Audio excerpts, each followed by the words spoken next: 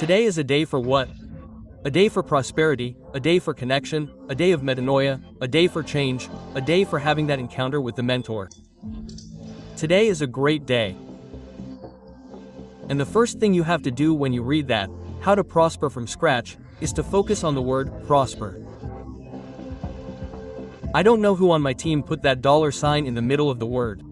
I just don't like that, because prospering isn't about money. Prospering is about breaking through. Say this to me. Prospering Isn't about money. It's not about money, it's about growth. It's about growth. Then you say, there are companies that aren't growing in terms of money, but are prospering a lot and are worth hundreds of millions. Companies that are generating value, companies that seem to be at a loss, but are only buying and generating value for that company. I don't know if you know, the biggest companies in the world don't end the year talking about profit. It's written, loss, and losses don't break a company. What breaks a company is not generating value, and the consequence of not generating value is not generating equity and not generating cash. Losses don't break you. There aren't companies that take hundreds of millions in losses. They remain strong for 50 years, 100 years. That's not the problem. The loss. You've been led to believe that it's all about win or lose. Between win and lose, there's something you're going to write down. Who's going to write this down? Let me see. Because if you want a lecture, I'll explain it differently. If you want a class, would you prefer a lecture or a class? A class. I'll have to write it down. Look, value generation is something incredible. It's where you have to invest what you don't even have. How can I invest what I don't have? Do you want to break through? When you start to understand what this business of prospering is all about, you'll start investing in value generation. There are 3 phases of value generation. First thing, if you want to write it down, the first thing about value generation is discovery. You have to discover that you are someone of value. Many people don't know they are valuable people. Like you don't know, and look at the YouTube crowd, you're doing great, right?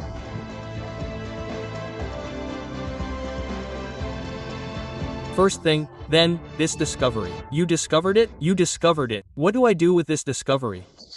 In 1996, I went with my father and my sister to live in Tocantins, in Brazil, near Palmas, in a mining area. We discovered a place where there was gold, emeralds, rubies, a whole series, a sort of blessings, materials there, you know, precious stones and minerals. You discovered it? You discovered it. Now we have to leverage it. Don't forget the scene. The machinery drilling into the ground, dynamite, throwing rocks up in the air, exploding everything in search of what? Of what was discovered. What is the problem with most living human beings today? They don't know the potential they have. They haven't even discovered it. The first phase, then, is called discovery. You discovered it? Now you haven't solved anything yet. You've created a problem for yourself. When you discover what's inside you, you haven't found the bonus. You've created a burden. Pay attention to what I'm telling you. When you discover what you carry, you haven't found the bonus. You've created tons of rocks for yourself to explode. For what? To get to the precious stone or the deposit ore. Whatever you're hunting for is in the middle of a rock, you'll have to break the whole thing. When you have a victim mentality, something amazing happens to you. You come face to face with Goliath, and then you call that a problem. You start calling the things that are blessings in your life problems because you don't understand the power that's inside you. If you look at it rationally, a 16-year-old boy fighting a guy almost 3 meters tall is absurd. Most people say, God, save me from that. No, God is saying, no, no, no, no, no, don't say that prayer. I commanded it. Quote, that's the big day. Remember when I said it was a big day? Most people don't even know the power they carry.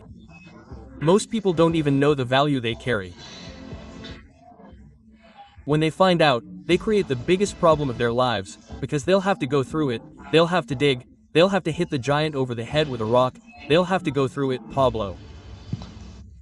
But God knows us. Why does He keep sending these tests? He doesn't send the test for Him to approve you, for you to have authority over men. It's completely different. Nobody respects it. If I were a guy who had an '87 Chevette, drove a Chevette, here in Portugal there aren't Chevettes, right? It's a Brazilian thing, right? Yeah, it's a history of things not working in places and sending them to Brazil. Now it's going to be the opposite.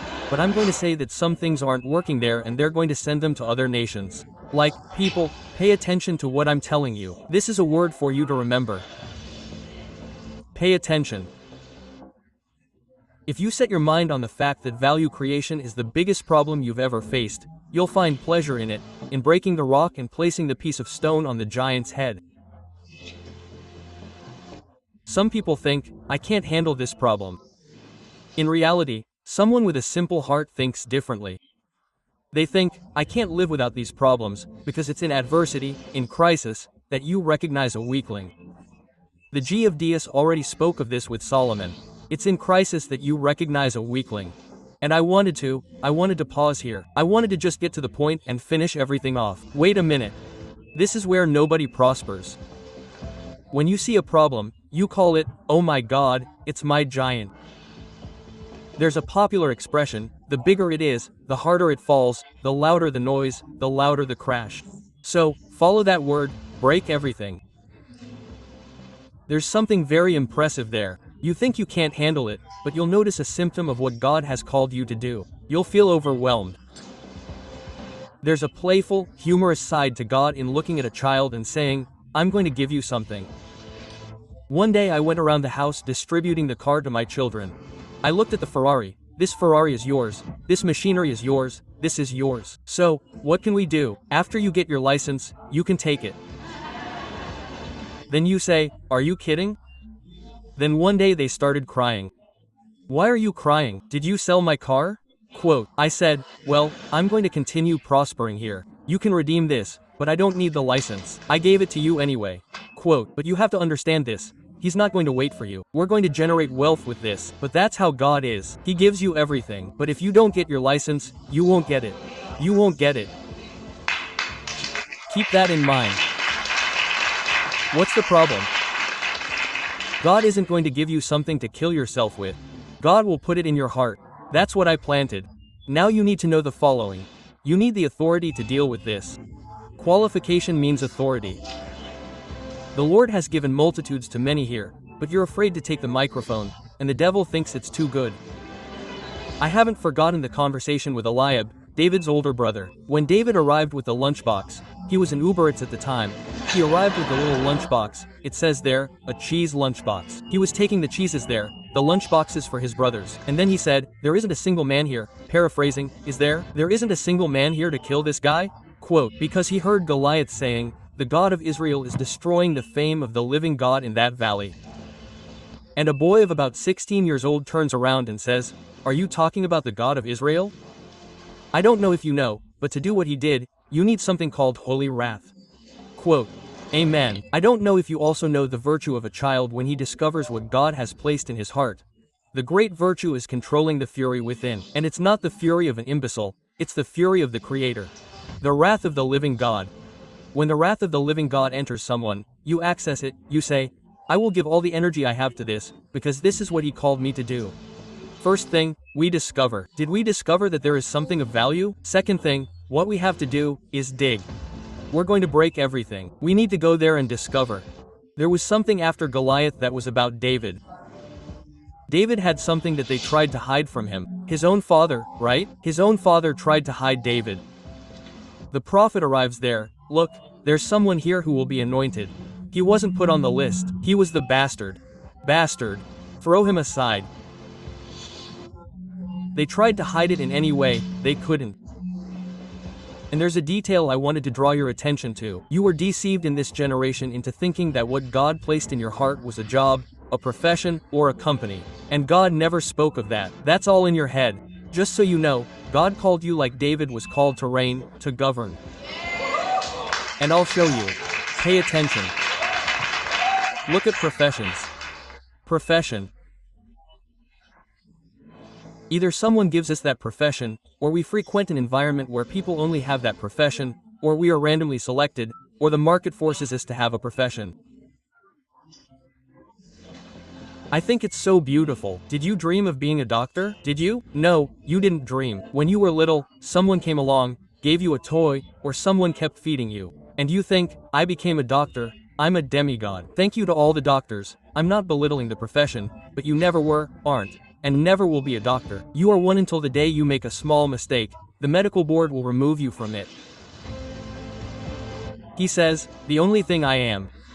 The only thing I am is what God is. It is what God is. Pay attention. No more resemblance to him. Don't play with that. When you think you're a doctor, that you're an engineer, that you are in an eternal state. A good Jew doesn't even joke about saying, I am, because that's the very name of the living God. I am. What's the problem with that? You deceive yourself and think your profession defines who you are. It's impossible to discover what God has placed inside you. Oh, so you're telling us not to be doctors? I said that. Why have such a limited way of thinking? Leave it open. I didn't say that. You can be whatever you want. Want what God wants, because medicine will only be a phase. Your company will also only be a phase. The things you think are impressive will be nothing. It's just a detour to get your attention. Pay attention. David's professions. The first bastard. Does anyone choose to be a bastard? It becomes a profession for the person. Quote, there in Psalm chapter 23. I love Psalm chapter 23. Because in Psalm chapter 23, David is talking about sitting at a table before his enemies. For those who don't know, Psalm chapter 23 is connected to Psalm chapter 69. After you read Psalm chapter 69 together with Psalm chapter 23, you'll be blown away. The enemies are his own brothers. He had never sat at his father's table. He lived about 16 or 17 kilometers from his father's house, and his brothers kept telling him that he stole everything and that he had to make restitution. He looked at his father's, mother's, and brothers' sheep, and everyone accused David. He had to. It's written in Psalm chapter 69 that I'm talking about. He had to make restitution for what he didn't steal. And then the account in Psalm chapter 23 is a problem with Psalm chapter 69 that the persecutors, these brothers, put in place to ruin David's life. David has a first profession that they chose for him, to be a bastard. I could take the Psalm chapter 69 and 23 are here, and I'll read them together with you, but when he says, he leads me beside still waters, for the Lord is my shepherd, I shall not want, he's talking about a near-death experience. Psalm chapter 69 says his enemies are more numerous than the hairs on his head. And there he's recounting his anguish to the Lord. Who was drowning him there? His brothers. Then you say, what madness are you telling me, Marçal? I'll tell you something even crazier. Most of you listening are doing what God didn't call you to do, but someone pushed you into it and you stayed there. Let me tell you, if I know how to explode, the only desire I have in my heart is to see the King of Glory returning in this generation. There's nothing else in my heart. But I came here to make money. Oh my son, what good is money in Venezuela? There's so much money there, it's good for nothing else. I was just giving a lecture before coming in here. There are people now with millions of dollars in their bank accounts who are jumping off buildings to take their own lives. No, some people think that money brings happiness. Happiness doesn't need money. Happiness is identity. Identity is something you put inside yourself and nobody can take away. I don't know if you're seeing this. So many people are chasing me online, right? Are you seeing it or not? Do you see it here in Portugal too? No, you can't see it. Nobody chases someone slower than them. People only chase those who are faster. But they chase with a single intention and they give it their all in the chase. They see you stopping. You saw me in that mess, that terrible thing. You don't know what happens. I went there just to test this theory of persecution. You only chase those who are faster. The pursuer's objective is to stop you. I said, I'm not going to stop. Let's see what happens. Quote, the result was terrifying. I've been receiving reports like this day and night, in the afternoon, at night, in the early hours of the morning. People saying things like, I didn't like you anymore, but what did I see you doing there? Each little comment, each little thing, affected everyone. People, they can't stand this issue of needing approval from others. They can't stand this feeling of not deserving it. So when they see someone who doesn't care about that at all, they get sick. I went to the event and said, throw your reputation away. Then people said, are you crazy? I'm getting messages from a bunch of famous people. How do you do that? This is ruining my life. I worry about what others think. That's why you're not going to explode. You're famous for attention, but you're not famous for prosperity. The truth is, when you lie down you have peace. Go back to David. What was his first profession? Bastard. Did he choose it? No. David's second profession, lunch delivery man, did he choose that?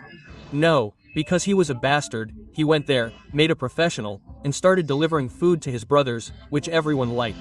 David's third profession. Do you know or not? Do you know or not?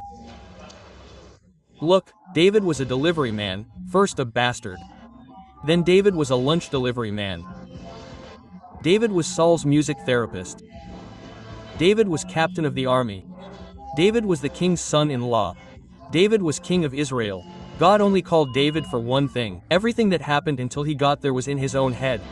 Pay attention. To get closer to the king, as he approached the throne, he developed this musical side of himself. He became a music therapist. I'll prove it to you. I'm not making up the names. It's written in the word that while he played, the evil spirit left Saul. That's music therapy. He's doing therapy with music. And that guy got the position, the role, of son-in-law. The guy was captain of the army. The guy was king of Israel. I'll repeat it to see if it sinks in. I think it's already in your head. I don't know if you know, they're two different places. The head processes what you cognitively. The heart doesn't even need to remember or think, it just needs access. God didn't call David to be Saul's son-in-law. He didn't call David to be a music therapist. He didn't call him to be a lunch delivery man. He didn't call him to kill giants. He called him for none of that. He only called him to reign over Israel. So, what's the problem? The problem is that you get lost along the way thinking it's about delivering lunch. He gets lost halfway there, afraid of hitting a giant. And that's the glory of the matter. The Lord presents that problem and says, go there, earn a reputation before men. Go there, earn a reputation. No, I'm afraid. What if I die? We're not together. Don't you feel what I'm saying to you? Don't you feel that this is part of the narrative I've created to give you this authority before men? Power comes from above, authority comes from below. Let me explain something to you. Write this down. All power comes from above. It's a manifestation from above. Open heavens, power on earth. But you have to build authority here on earth. Authority is built, power is delegated. Write this down. There are people who are full of authority, but have no power. There are people who want power, but have no authority. You have to have authority in the word for things to flow. You have to have authority. I love that expression. There are people who spend 300 years in church and don't know what from glory to glory means. From glory to glory, from result to result. There are people who spend 300 years in church or keep saying they're Christians, but don't know what faith is. It's faith in imagination. Faith only serves for the challenge. Faith isn't about waking up tomorrow and repeating today's events. Faith isn't about saying, I'm going to a place I can't handle. Quote. Faith is an absurd thing. Yesterday someone asked me, how does a man like you, who has everything, have faith? I said, you're crazy. You have nothing. You should always make sure your brain is never enslaved by what you're experiencing, okay? I always tell my brain, don't fall for that, always respond. It's a mental driver, always respond. This isn't even a shadow of what's to come. There's no way around it. Every time I see someone enchanted, and where did you get to? I already respond. I don't even want to know the end. The end is this. It's not even the sum of what I'm seeing. I'm not going to cling to anything my eyes are seeing, because my heart feels something else. I don't want to confuse anything here. So what I want to draw your attention to is this. Stop being a delivery boy. Stop being a music therapist. This is just a phase. If you understand what we are called to be, I see the whole world racking its brains. I see the whole world. Wow, I imagine this. The census says there are 2.2 billion Christians on earth. What a day, what a day. Markel is going to say how many Christians there are now. Man, if we were really 20,000, that would be something. We'd resolve. I think 20,000 is still a lot. 300. With 300 we could go. Marcel, don't you think we can't? If it's a philosophical Christian, there are 2 billion. It's a philosophy. Christian philosophy. I love my family. I don't, but this forgiveness thing isn't for me. Yeah, it broke the philosophy too. A true Christian, I know this will mess with your head, but I have to tell you, a true Christian doesn't even forgive. Doesn't forgive. Why? He's on a mission and it's not his responsibility. He'll do like Christ did. Lord, forgive them. They don't know what they're doing. It's not my problem. It's yours. You called me. You don't imitate, do you? This man, a true Christian, doesn't even think about forgiving. The moment he gets a Christian title, he says, that's not my problem. Yesterday my wife saw me on the phone until 2 a.m. They caused me a huge problem in Brazil yesterday. I laughed and said, "It's your problem, it was you." She called me today. "You're the one who has to solve this." I'm minding my own business. She asked, "How are you?" Just like I was when I answered that call. "Oh, a real problem." Then I said, "This can only be a test. It can't be anything other than a test." I immediately said, "It's not my problem, sir. You called me and I know you're trying to put this here to increase the pressure. I'm in, but it's your responsibility. I've given you all my freedom. I know you're terrified of this and I doubt you did it. If you do it tomorrow, it won't be the same as today. If you do this, say, 'Oh, I place my life in your hands.' In this business of coming forward, I don't know where, and saying, 'I accept Jesus.' No, this has to happen every day. There are people here who did it in 1994 and brag about it, but this week there was nothing of that sort of thing. That's your problem. Pay attention. God called David for one thing only. Anything else was just a phase to reach what God called him to. And most Davids didn't rise up because they fell in love with their professions. They fell in love with places where they were only supposed to spend a week, and they stayed there for 40 years. Did you understand what I said or not? Someone fell in love in the desert. They were only supposed to stay for 40 days, but they stayed 40 years in love, zigzagging. Let me come back here because my message needs to be configured with a code. It seems like I'm talking about money, but this is the ammunition for the kingdom to explode in this generation. If anyone is lucky enough to go to my funeral, I want you to do something at my funeral. Don't cry, for God's sake. Do this. If you go, get up, don't go to my funeral, because I want to rest. Not you, not you. If you go, there will be trouble there. I already know, I already feel the energy. When you said, "I'm going," I said, "Look, two things." My heart said one thing, my brain said another. My brain said, if he's saying he's going, it's because he's going to die in a few days. My heart said, no way, don't let him, he'll cause trouble. He'll resurrect. Someone who's truly in love and has a melting heart won't even leave a dead person in peace. Pay attention. If you're lucky enough to go to my funeral, go there and be outraged and say, Marçal couldn't do what God put in his heart. I will do it. Pay attention to what I'm telling you, I'm not kidding. If you're lucky enough to attend my funeral, I didn't see what the Lord put in my heart. Then you'll have to pass it on to me. What I saw in my heart was him returning in this generation. And I'll tell you what he gave. He gave all the open doors, he gave all the technology, he gave all the expertise, he gave everything. But you're busy. Yesterday a Frenchman said, send a message from the kingdom here to the people, they even put a piece of it on the store. I said, for the first time the fields are white and many are the workers.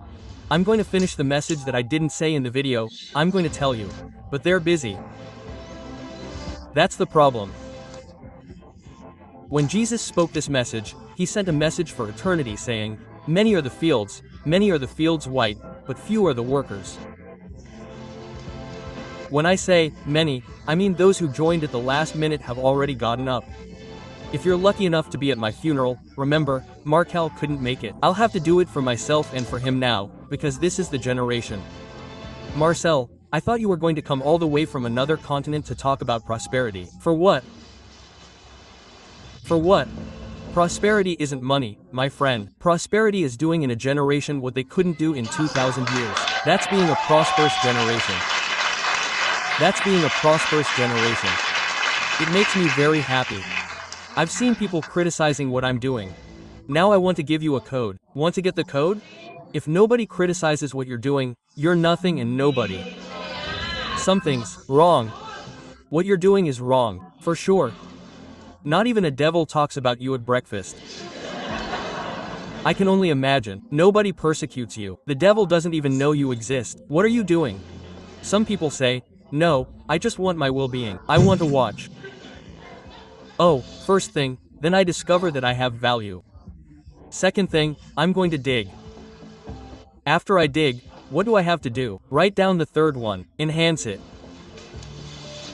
Because when you take something in its raw state, nobody even knows that it has value. I have to enhance it. If I take, for example, an emerald, what do I have to do? What do I do with the emerald after I find it? It's a normal stone. Huh?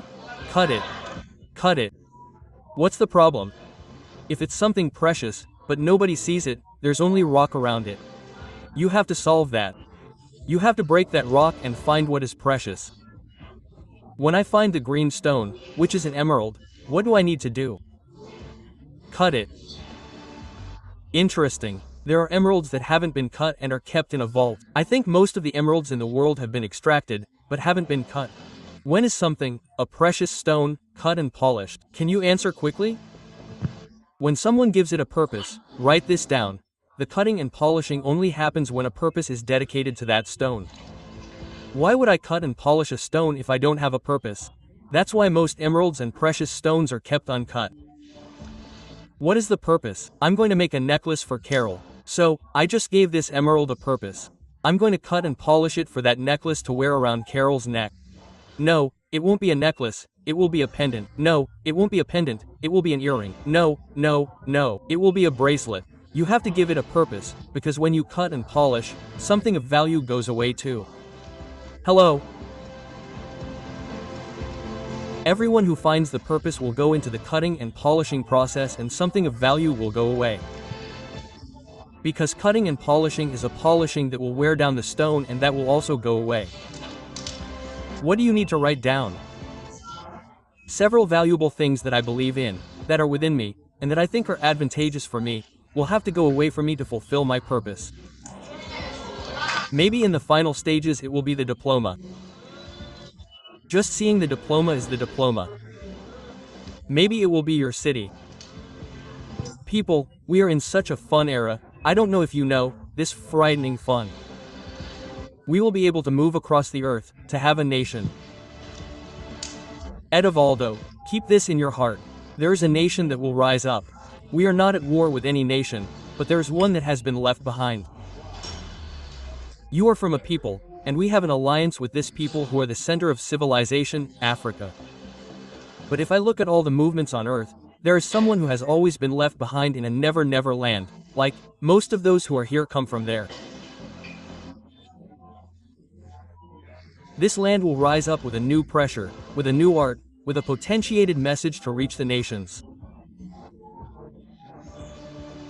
And I want to explain something to you. I talked about this in France, and nobody was recording, and nobody saw. Then everyone who traveled with me said, "Wow, but you never said that." I was in France. France used to be like that, the center of the earth, right? Strong, powerful, combative, 500-something battles without taking a single one, like, look, winning everything. An absurd thing. They built that monument there, that tower that's a lighthouse. And those noble people, as always, began to distribute gifts across the earth. I'll mention two. They sent a gift to one nation, a clock to mark the time. I'll mention three. They sent a statue called Liberty to another. They sent a Christ the Redeemer statue to another. I don't know if you know, it's like they were adjusting the hands of the earth. Tower F is a lighthouse pointing to all these nations. For those who don't know what you're looking for here today, all the nations that accessed prosperity, which is the word, which is accessing the nature of the living God. They were once the greatest in the world. All of them, all of them, all of them. For those who don't know, China is going to surpass the United States in wealth. Quote, then someone says, see, Xi Jinping is a great president. No, it's the gospel that keeps exploding in there. The foundations of that nation are being changed. When you send a gift to someone called the State of Liberty, what is that nation known as to this day? The United States. The nation of liberty. The gift was successful. The gift means that they placed a certain Christ the Redeemer statue on top of a mountain in Rio de Janeiro. Why did Brazil receive this from the French? What did they see in us to give this gift? What did they know that we didn't? If you look at the movement of Islam spread throughout the world, Africa is practically Islamized. Europe is finishing now, and by 2037 most will be Islamized. So, do you have anything against Islam? Never. The word says that they are also the children of Abraham. What can I do? Tell that to Hagar and Ishmael. He is like a donkey. Genesis chapter 16. He is like a wild donkey. He will be against everyone and everyone is against him. Just keep your heart calm. The earthly conflict will end by fulfilling Genesis chapter 16. Relax. But what I want to show you is this. What did France do with all the nobility and all the governance they once had over the earth? They sent gifts to show what these nations would represent. And the gifts were received. Climbing the tower, the gift from Brazil, Christ the Redeemer. The entire Islamic movement began to enter all the lands. There's a movement called Aya, which is about change. They moved to all the lands, and the most interesting thing is, the land that was left behind is called Brazil. It's a movement where they haven't been pressured to this day. Land of those left behind. This land of those left behind has a symbol of this royalty that someone sent there, Christ the Redeemer. And what does that mean? The moderator of freedom in the world is the United States. War, I don't know where. The United States appears with the Ford there. Ford is one of the most terrifying aircraft carriers that exists on the face of the earth. I've got my nuclear briefcase here. If you mess with that, we're going to explode. In other words, the guys who regulate the freedom of the country, of the world, have the state of liberty, a French gift. And now, where are those who are going to destroy the earth from? Christ the Redeemer. Redemption is salvation. Those left behind. I want to give you a symptom, okay? Every blockage you have is connected to your purpose. It's intimate with that purpose. We, the Brazilian people, are the most perverse nation on earth. We were elected. Now talk about sexual perversity. We are the most perverse people on earth. Then you say, but it has nothing to do with it. Our blockage has to do with our purpose. This is a nation that will rise up in holiness. This is a nation that will leave victimhood behind. We are the people who have the richest soil in the world. Hallelujah. Pay attention to what I'm telling you. It sounds crazy. We have the richest soil in the world. But the minds of the people are the most wretched of all. My God. Dad, why are you bringing this up? It's because I learned something from the 50 books I've already published. Chapter 1 of Book 1 is about your inner block and your purpose. You can tell what the Brazilian people are going to do in this last hour. We were called to govern, and this French gift wasn't free. It doesn't make sense for me to give the Statue of Liberty to one people and Christ the Redeemer to another. Can you imagine us sitting at a table, a Brazilian American receiving a French gift and saying, "Mom, isn't this the wrong thing? This nation is more Christian than Brazil. This nation here wants Christ the Redeemer. We don't want this gift." No, you represent liberty, and it's still here, but you don't. You represent what will save the earth. Then you say, but why don't we feel that? Because the technique of hell is to do the opposite. That is, you are prosperous, so take scarcity. Oh, you are someone who will liberate others, so, take this, you will be captive. You look at the people in the Word. All the liberators of captives, all experienced imprisonment in the Bible. You can look at them all. Daniel experienced imprisonment. Paul, Peter, Jesus, all of them. But why? These are called to liberate the captives. They will go through this. This will happen mentally or physically. Furthermore, I want you to understand that this blockage is intimately connected to purpose.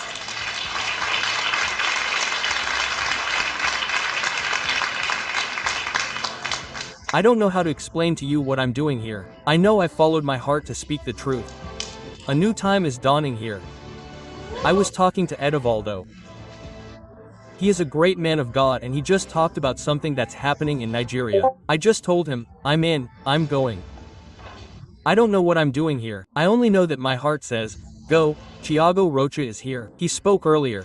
We were at lunch. Well, not lunch, I don't even know what it's called. We were eating in the middle of the night, right? And then something happened. Thiago Rocha mentioned something about Portugal in the middle of it. It was 5 in the morning. We were eating a plate of food at 5 in the morning after the event, at the end of the year. I looked at Thiago Rocha and said, is that where you're going? Then he looked. But why? I said, something's telling you to go there, go. Like Portugal. He looked and said, that's right, yes, go. Yesterday someone here is trembling with fear, because yesterday at lunch someone turned to someone and said, I know you're going to stay here in France. And went to the United States and something like that is happening. It wasn't written in the business plan. We're letting it flow. And you know what's interesting? Quote, while we are coming here, the generals of the kingdom, who are the sons who will govern this place, are positioning themselves, and we are crossing the land, and people can't understand what this movement is. It's a movement of acceleration. It's about accelerating, crossing these oceans, and accelerating. Now, why do you need to sign up for something like this? Someone already says sign up where? Registration. Giving your own life to it. No, not that. I would give 2 hours of my day to see if everything you're saying is true. It's impossible. It doesn't work. For this to work, we will give our lives. The Lord called me to something political. I'll tell you. Until now I don't understand. My God, why? Why? Can I give you the answer? Why? I fasted on liquids for 2 days. Me and Nays, who was closest to me, for about 12 days. We finished the fast. I said, God, I just wanted an answer. Give me clarity in this answer. Why did you call me to politics? Quote, he responded to the role I called you to. I called 10,000 people before. Some loved their own lives. Others loved their own fame. Others loved money. Others loved so many things. But I saw in you someone who gave everything. That's why your turn came. In other words, it wasn't me who should have gone, but because you didn't, it fell to me. And I talked to so many people along the way that God called, and they chickened out. And I can't be at peace with that anymore, because I get angry at the person. If you don't respond to what God calls you to, who will be left with the responsibility? The one who's the winner, the one who throws everything at it, the one who's already in. And everything that happens to you, you think it's free, but it's not. You're being prepared for something, but a lot of people will chicken out along the way. Not you. You won't chicken out. I know you're thinking, oh, this message is motivational, and you want to destroy rationally. It's meant to destroy everything you've created so far. I'm not motivational. I want you to get a 300,000 volt shock so you can say, what needs to be done? It doesn't make sense for you not to dedicate your life to serving other lives. It doesn't make sense if it's not that. It doesn't make sense. So,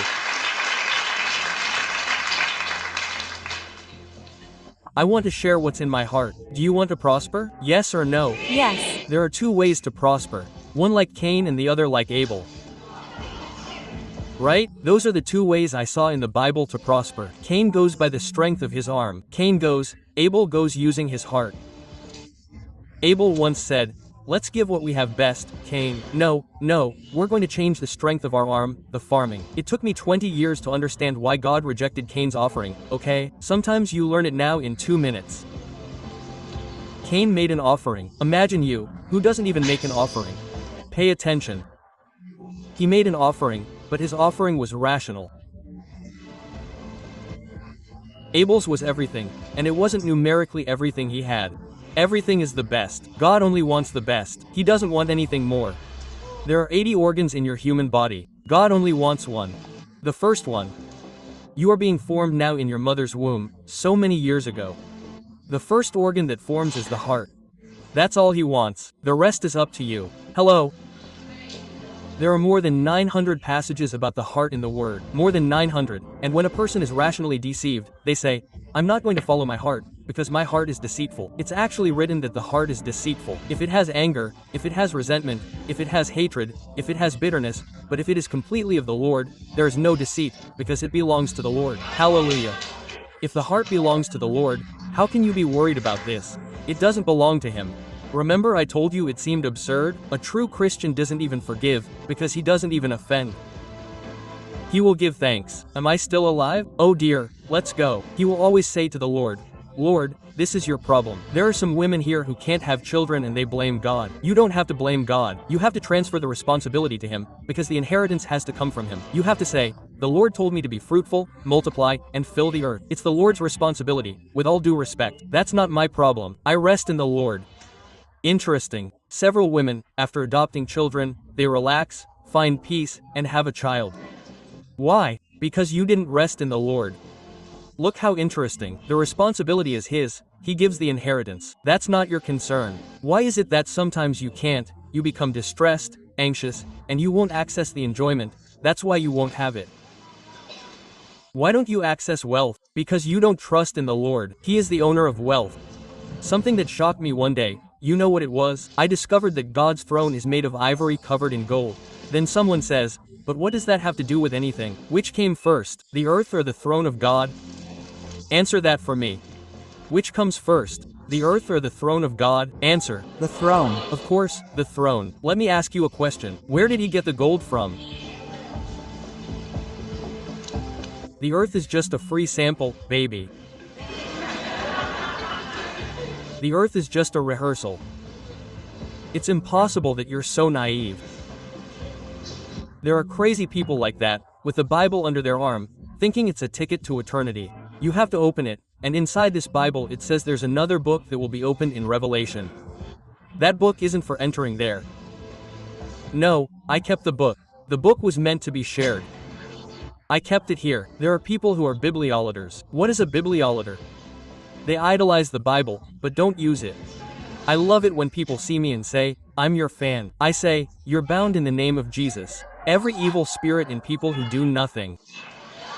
I know I'm talking and you're not listening, Satan. Get out of here now, Dad. Are you serious? Every fan does nothing.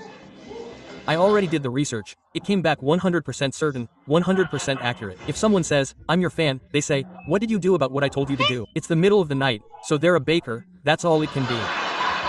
I want to know what changed in your life with what you did. Nobody ever answers. No, but you made me feel great. But what changed? Fan, speak with your little mouth. Go on. Say it like this. Fan. Fan, it doesn't. Prosper, it doesn't. Prosper, quote. Marcelo, but it's good to have fans. They keep buying your products. Quote, I was called for that. The person speaks without any shame. They're a fan. I also speak without any shame. What did you do about what I told you to do? Several things. I said, that's why you're a fan. Keep going like that, you're not going anywhere. We have to respect each other's results. Don't be a fan of anyone. You'll be shocked, I'm telling you. You don't even have to be a fan of God, because he gave you a seat as a friend. In Revelation chapter 3 verse 21 it says, to the one who overcomes, I will grant to sit with me on my throne, as I also overcame and sat down with my Father. If he gave you access to the throne, how can you be a fan? Fans go crazy looking at the gold. Fans go nuts. Fans do nothing. Fans trust that only they will do it. No. It's different. He already ascended and said, now it's your turn to do it. Can I tell you something? We are at least 1,500 years behind. How do I explain this to you? Have you noticed that the biggest blocks in your life are directly linked to the purpose you carry? Quote, what hinders your progress is not bad luck, not destiny, not a curse, but the revelation that there is something great within you that the enemy tries to neutralize before it even manifests. When we look at history, we realize that each nation carries a spiritual symbol. The United States erected the Statue of Liberty, a landmark pointing to freedom. Brazil erected Christ the Redeemer, a symbol pointing to redemption. But what do we see in our land? A people enslaved by a miserable mentality, governed by wickedness and drowning in scarcity. This is not a coincidence, this is an attack on purpose. Those called to liberate first face imprisonment. Daniel was thrown into the den. Paul and Peter were chained. Jesus was imprisoned before liberating the world. Those called to prosper face scarcity. It's the same pattern that repeats itself. The blockage announces the magnitude of the calling. If the imprisonment was great, it's because the freedom to come will be even greater. If the misery was profound, it's because the prosperity to come will be abundant. And here is a truth that few want to know. Listen. God always calls many, but most give up along the way. Some love their own lives too much, others get lost in fame, others can't let go of money. And when most retreat, the mission is transferred to those who have given everything. It's not about being a fan, because a fan does nothing, only watches. The calling is not for applause, it's for obedience. The gospel doesn't need admirers, it needs friends who govern with Christ, children who take their place as kings and priests.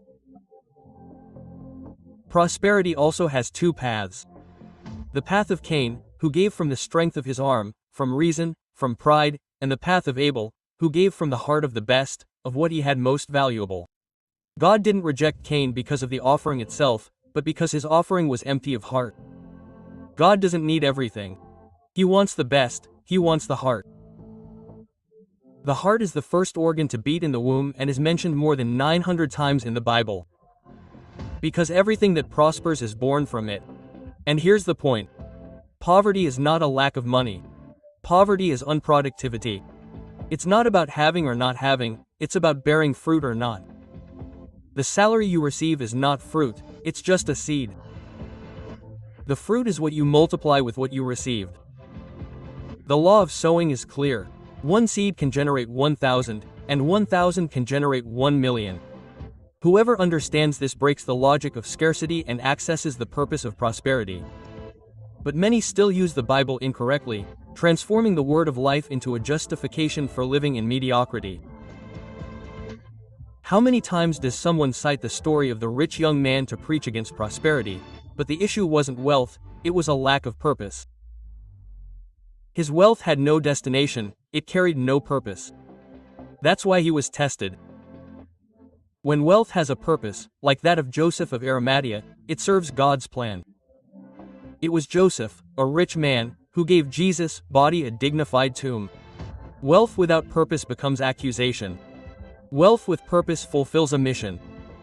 And here is a powerful revelation. The glory of God is to conceal, but the honor of kings is to discover.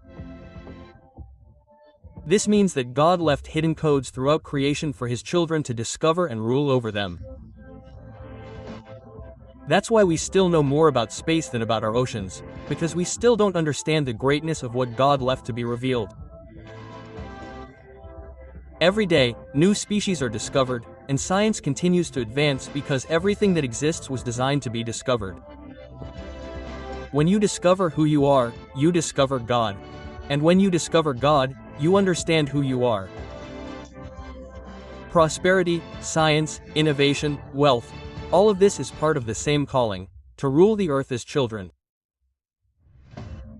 This isn't about survival, it's about governance. It's not about having little, it's about bearing much fruit. Genesis chapter 11 reveals the power of unity. At the Tower of Babel, God said, "Nothing will be impossible for you, because they speak the same language and are united in one purpose." This means that when there is unity and clarity, there are no limits to what man can build. The problem is when this is used for evil. But when used for divine purpose, it becomes a tool to transform the earth.